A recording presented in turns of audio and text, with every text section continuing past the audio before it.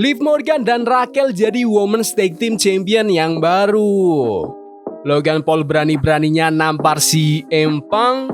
Seth freaking Rollins ingin Cody jangan jual dirinya ke The Rock. Dan masih banyak lagi.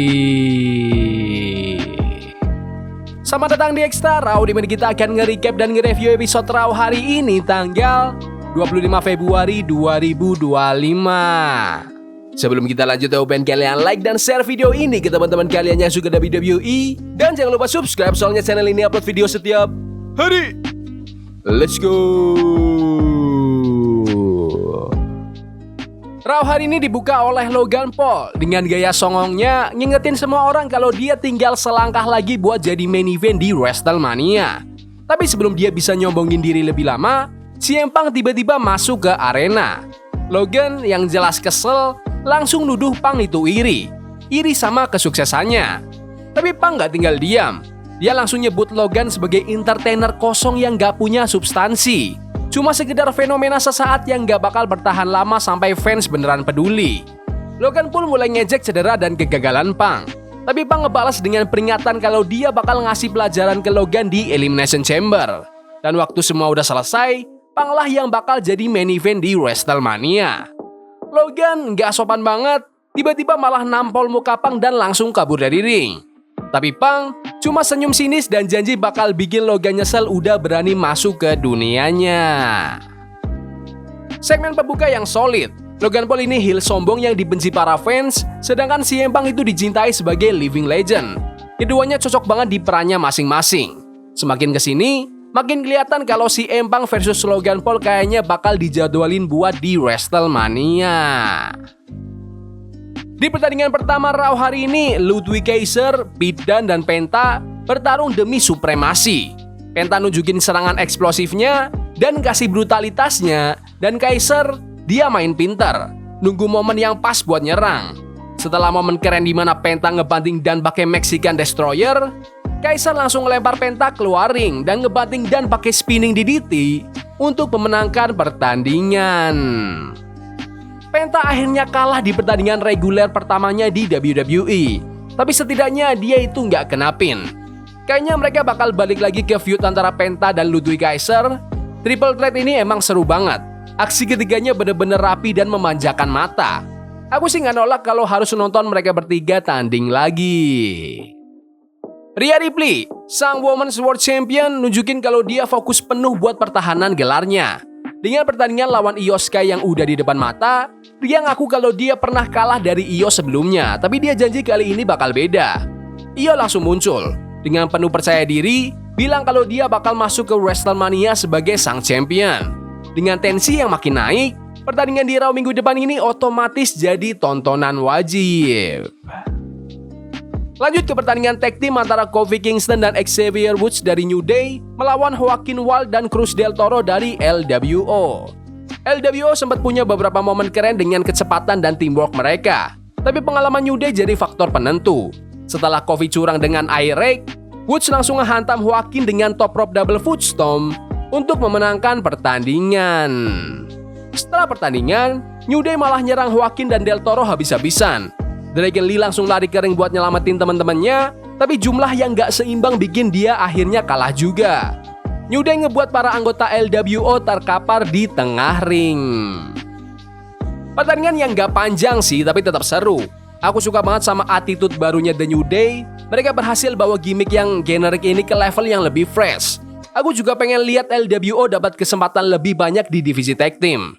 Ini semua jelas bakal menuju ke Rey Mysterio yang bakal balik buat ngebalas dendam. Di backstage, Finn Balor gak ragu nyalahin Dominic Mysterio atas kekalahan minggu lalu. Tapi Dom langsung ngebalas dan ngingetin Finn kalau dia juga kalah. Malah, Dom nyeletuk ide buat nambah anggota baru, tapi Finn langsung nolak mentah-mentah. Liv Morgan dan Raquel Rodriguez muncul dan dengan percaya diri, bilang kalau mereka bakal menang Women's Tag Team Titles. Finn yang lagi kesel, langsung nyindir soal situasi Jade Cargill. Tapi Liv santai aja dan bilang dia nggak ada hubungannya sama itu. The Ring General, sang World Heavyweight Champion, Gunther, ngebahas pertandingan WrestleMania-nya lawan Jey Uso. Tapi sebelum dia bisa ngomong banyak, Akira Tozawa dan Alpha Academy malah nimbrung. Gunther yang udah siap bertarung langsung nantangin dan Tozawa pun dengan berani nerima tantangan itu. Tozawa nunjukin kecepatannya, tapi kekuatan Gunther jelas terlalu overpower.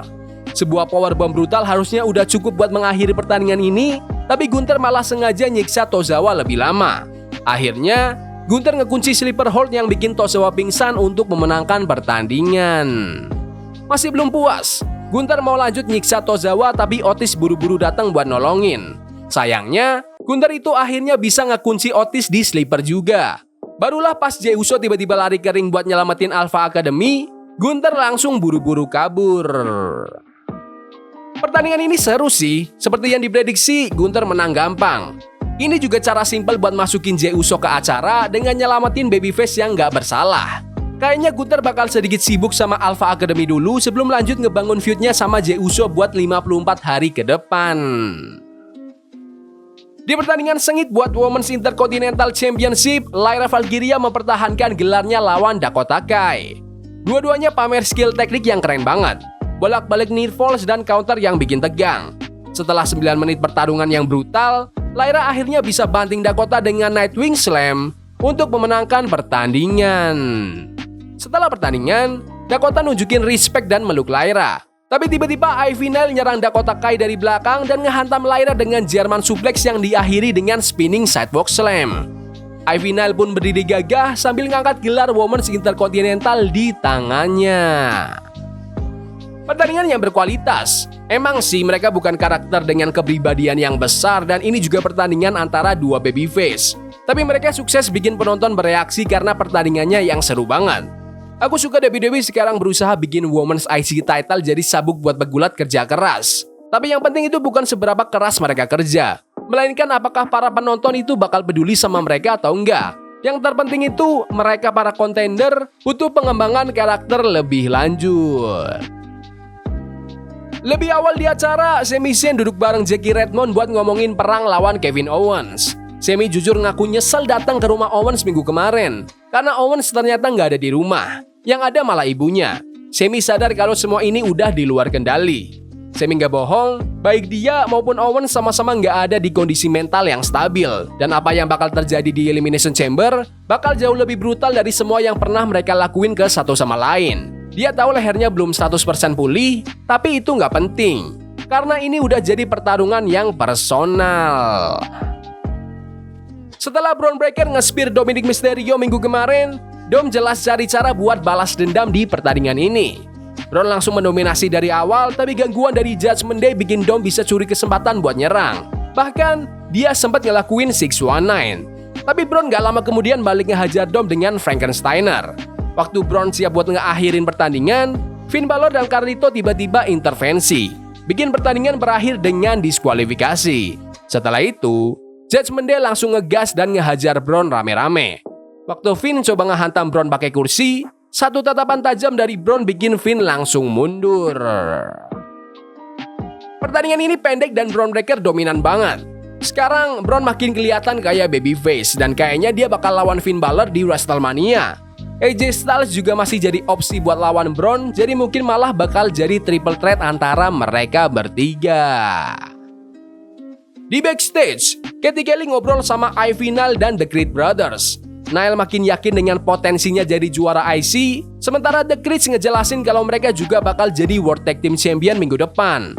Tapi The War Raiders tiba-tiba nyerang mereka dari belakang, ofisial langsung turun tangan buat melerai.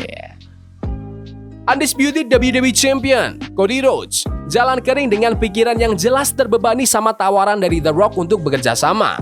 Cody ngomong soal gimana keputusan ini gak cuma berdampak ke dirinya, tapi juga ke orang-orang yang dia sayangi. Tapi sebelum dia bisa ngasih jawaban, Seth freaking Rollins muncul. Seth ngingetin Cody kalau tahun lalu mereka bertarung bersama lawan The Bloodline. Dan sekarang, Cody malah mikirin buat kerjasama sama The Rock. Seth gak marah, tapi kecewa. Dia gak mau lihat Cody jadi boneka perusahaan. Cody langsung balas dengan ngungkit masa lalu Rollins. Mulai dari pengkhianatan ke The Shield sampai jual dirinya ke The Authority. Tapi satu hal yang jelas, Seth memastikan kalau dia bakal ngejar WWE Championship-nya Cody di WrestleMania. Cody mungkin belum mutusin soal The Rock, tapi tekanannya ini makin berat. Segmen yang kuat antara Cody Rhodes dan Seth freaking Rollins. Seth emang orang yang tepat buat ngadepin Cody karena latar belakangnya sama The Authority. Tapi kerasa agak maksa dia tiba-tiba interupsi dan langsung nuduh tanpa dengerin Cody dulu. Elimination Chamber nanti bakal gila banget sih, apalagi dengan banyak pertandingan yang bisa bernambah ke WrestleMania. Aku udah gak sabar. Di backstage, Jey Uso ngecek kondisi Akira Tozawa setelah diajar habis-habisan sama Gunther. Tapi sebelum Jey pergi, Grayson Waller dan Austin Theory datang buat ngejek dia. Bilang kalau Jey nggak punya peluang buat ngalahin Gunther. Jey pun kesel dan langsung ngebalas dengan super kick ke muka Grayson. Bianca Belair dan Naomi mempertahankan gelar Women's Tag Team mereka lawan Liv Morgan dan Raquel Rodriguez di main event Raw hari ini. Naomi dan Bianca mulai dengan kuat pakai atletisme mereka buat ngontrol pertandingan. Tapi Raquel dan Liv lawan balik dengan keras. Gangguan yang pas banget dari Dominic Mysterio ngasih celah buat para penantang buat ngeubah momentum. Pertandingan makin panas pas Bianca ngehantam 450 splash, Naomi nyerang pakai blockbuster dan Raquel balas dengan Texana Bomb. Near Falls-nya bikin penonton pecah dengan teriakan This is awesome menggema di arena. Waktu Bianca dan Naomi udah siap buat menang dengan double KOD, Dominic naruh kaki Liv di tali ring dan wasit nggak lihat itu. Beberapa detik kemudian, Raquel ngehantam Naomi ke tiang ring, ngasih peluang buat Liv untuk ngepin dan memenangkan pertandingan. Main event yang luar biasa. Udah kuprediksi waktu SmackDown kemarin kalau di Raw bakal ada perubahan juara dan ini emang waktu yang tepat. Kayaknya Bianca Belair bakal menang di Elimination Chamber, jadi ngelepasin gelar Women's Tag Team dari dia itu masuk akal. Sekarang aku penasaran, gimana kelanjutan storyline penyerang misteriusnya Jade Cargill. Secara keseluruhan, Raw terakhir sebelum Elimination Chamber ini benar-benar kuat. Ada banyak hal keren yang udah disiapin buat akhir pekan ini. Main eventnya luar biasa, promo sepanjang acara juga solid. Aku nggak sabar lihat gimana arah cerita ini berkembang menuju WrestleMania. Semuanya mulai panas di momen yang pas. Tapi menurut kalian gimana Raw hari ini? Bagus? Gak bagus? Komen di kolom komentar. Ya udah gitu aja video hari ini. Jangan lupa like dan subscribe ke channel ini karena aku pengen 9.000 subscriber di bulan ini. Tolong bantu. Yes boy. See you. Love is a game we play incognito. Forbidden fire on Nico. Burning for love we can hold. I wish we were